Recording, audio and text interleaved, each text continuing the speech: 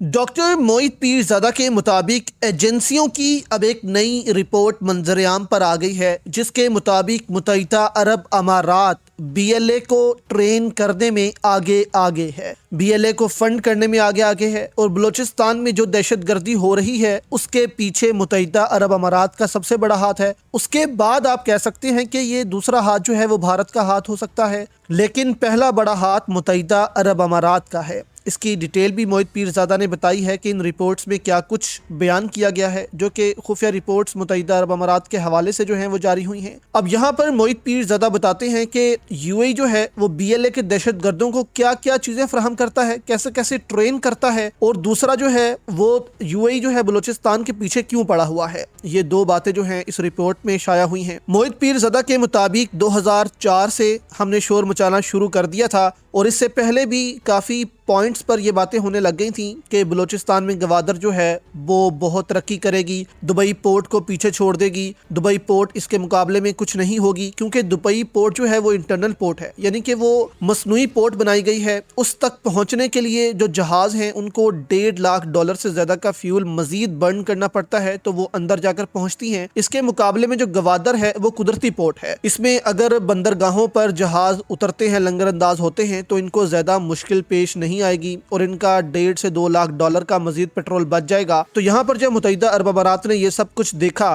तो वो गवादर के पीछे पड़ गया, बलूचिस्तान के पीछे पड़ गया। अब यहाँ पर मोहित पीरज़ादा के मुताबिक मुत्तहिदा अरब अमारात जो है वो BLA के दहशत गर्दों को फंड्स भी फ्राहम करता है, मुख्तलिफ इलाकों में इनको लेकर जाया जाता है और वहाँ पर इनको ट्रेनिंग दी जाती है, असला दिया जाता है, कैसे लड़ना है, तुमने क्या करना है। इसके अलावा मोहित पीरज़ादा ने ये इंकशाफ भी दोस्तों किया है कि मुत्तहिदा अरब अमारात इनको मीडिया स्किल भी देता है, कैसे बात करनी है, कैसे अपनी जो बात है वो दूसरों तक पहुंचानी है, जिस वजह से पाकिस्तान के अब ये हालात जो हैं वो पैदा हुए पड़े हैं।